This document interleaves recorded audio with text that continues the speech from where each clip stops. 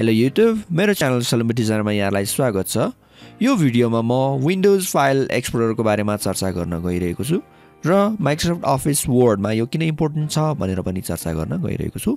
आउनुहोस् भिडियोलाई सुरु गरौँ यो छोटो इन्ट्रो पछि।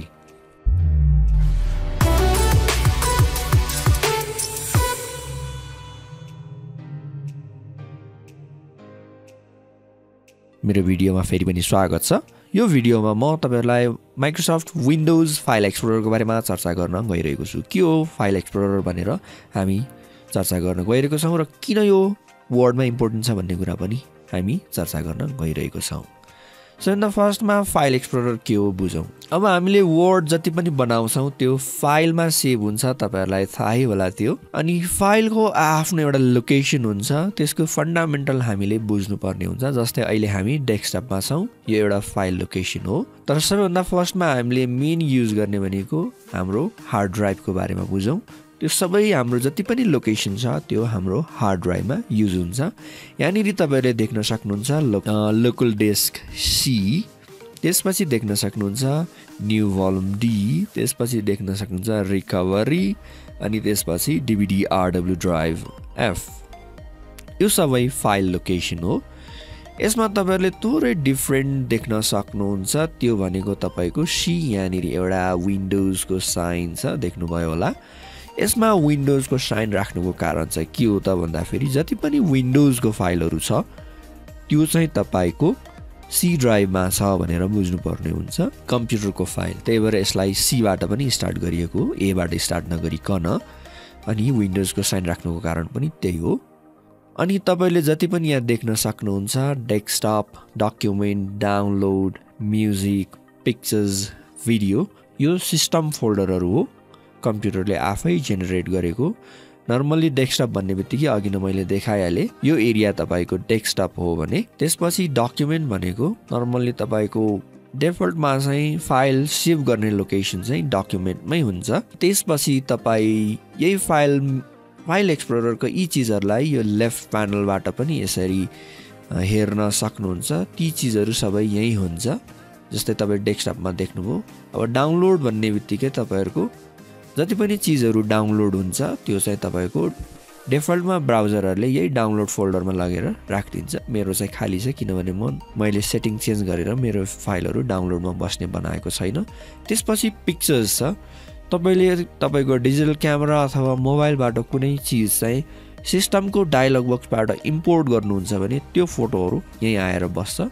त्यसपछि कतिपय भिडियोहरु हुन्छ त्यो पनि तपाईको भिडियो फोल्डरमा आएर बस्छ।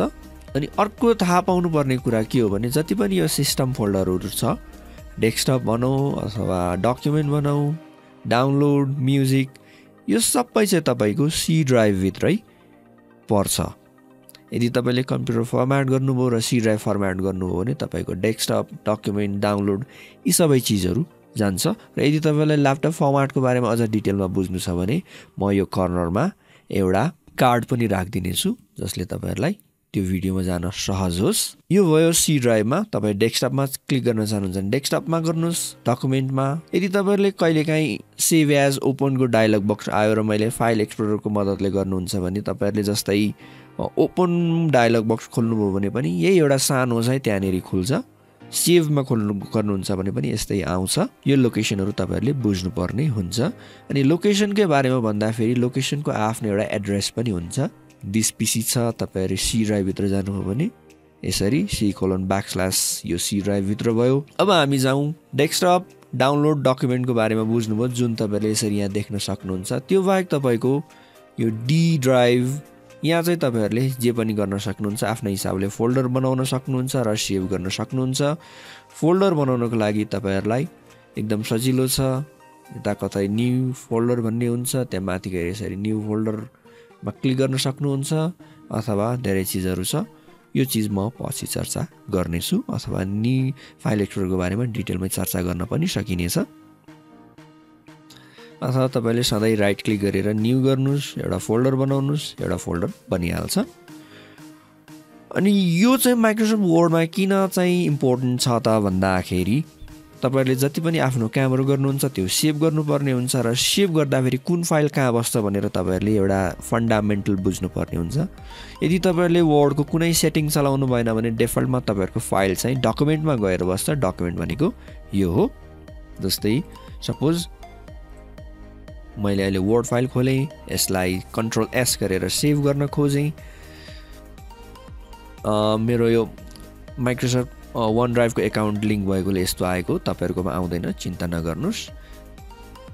अब तपाई 13 अथवा 16 चलाउनुहुन्छ भने यस्तो आउँछ, तर पुरानो भर्जन चलाउनुहुन्छ भने सिधै तपाईहरुको एउटा डायलग बक्स खुल्छ। अब तपाईहरुले यहाँ देख्नुभयो होला यो एरियामा युजर निर्मल डकुमेन्ट्स, डिफल्टमा तपाईको फाइल चाहिँ डकुमेन्टमा गएर सेभ हुन्छ। र सेभ ओपनको बारेमा म छुट्टै भिडियोमा चर्चा गर्ने भएकोले यसमा डिटेलमा चर्चा गर्दिन। यो चीज चाहिँ अब तपाईको डकुमेन्टमा सेभ भयो भने चाहिँ पछि तपाईलाई डकुमेन्ट कहाँ हुन्छ भनेर तपाईलाई थाहा भएन भने चाहिँ यसरी फाइल एक्सप्लोरर खोल्नुस् अथवा तपाईको डेस्कटपमा गएर दिस पीसी खोल्नुस्। त्यसपछि तपाईको यो एरियामा डकुमेन्ट हुन्छ अथवा किबोर्ड सर्टकट विन्डोज ई गर्नुभयो भने पनि फाइल एक्सप्लोरर खुल्छ। त्यसपछि यहाँबाट सिधै डकुमेन्टमा क्लिक गर्न सक्नुहुन्छ। यसलाई ट्रिब्यू लिस्ट भन्छ यो एरियालाई। यसरी ट्रिब्यू लिस्टबाट पनि तपाईहरुले डकुमेन्टलाई सिधै क्लिक गर्न सक्नुहुन्छ। जस्तै कहिलेकाहीँ तपाईको फाइल चाहिँ डाउनलोडमा सेभ भयो अथवा इन केस तपाईहरुलाई डाउनलोड जस्तै फाइलबाट डाउनलोड गर्नुभयो अथवा तपाईलाई कुनै फाइल चाहिँ हैन म चाहिँ यही ठाउँमै सेभ गर्छु अथवा डेस्कटपमा सेभ गर्छु तर डेस्कटप कुन हो भनेर थाहा भएन भने अलिकति गाह्रो हुन्छ। त्यही भएर मैले यो इन्क्लुड गरेको हो। जति पनि तपाईहरु फाइलमा काम गर्नुहुन्छ त्यो चाहिँ फाइल एक्सप्लोररसँग डाइरेक्टली रिलेटेड हुन्छ र यही विन्डोज चाहिँ तपाईहरुलाई थोरै ओपन अथवा सेभ अथवा क्यान्सल भन्ने एउटा डायलग बक्समा आउने भएकोले यो तपाईहरुले बुझ्न एकदमै इम्पोर्टेन्ट छ। र यसमा मेरो अर्को स्पेशल नोट चाहिँ तपाईहरुलाई के छ भने यदि तपाईहरु आफ्नो फाइललाई सुरक्षित राख्न चाहनुहुन्छ भने डेस्कटप, डाउनलोड, डकुमेन्ट, म्युजिकमा चाहिँ नराख्न अनुरोध गर्छु। किनभने यो चाहिँ मैले अघि भनिसके यो सी ड्राइभको पार्ट हो। सी ड्राइभ चाहिँ नर्मल्ली तपाईहरुलाई सिस्टम फाइल, कम्प्युटरको फाइल, सफ्टवेयरको फाइलको लागि छुट्याइएको हो र त्यसमा चाहिँ अब यो डाउनलोडहरु पनि तपाईहरु फाइलकै लागि राखिएको हो। तर तपाईहरुले आफ्नो फाइललाई चाहिँ डिफरेन्ट डी ड्राइभमा राख्नु हो भने चाहिँ सी ड्राइभ छुट्टै पार्टिसन हो, छुट्टै भाग हो, डी ड्राइभ छुट्टै भाग हो। सी ड्राइभ उडे पनि तपाईको डी ड्राइभ नउड्न सक्छ। त्यही कारणले तपाईहरुले डी ड्राइभमा राख्दा राम्रो।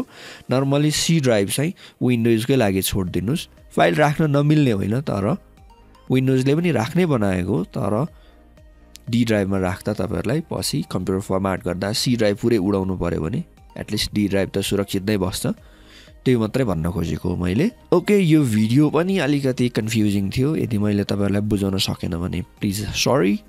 केही कन्फ्युज छ भने कमेन्टमा लेख्नु होला। म तपाईहरुको कमेन्टलाई रेस्पोन्ड गर्ने भरसक ट्राई गर्नेछु। आई विल नट से म रेस्पोन्ड गर्नेछु। र अहिलेसम्म मेरो च्यानललाई सब्स्क्राइब गर्नुभएको छ भने प्लिज सब्स्क्राइब गरेर सहयोग गरिदिनु होला। भिडियो मन पर्यो भने पक्कै पनि लाइक गर्नु होला र मेरो भिडियो हेरिदिनु भएकोमा धन्यवाद।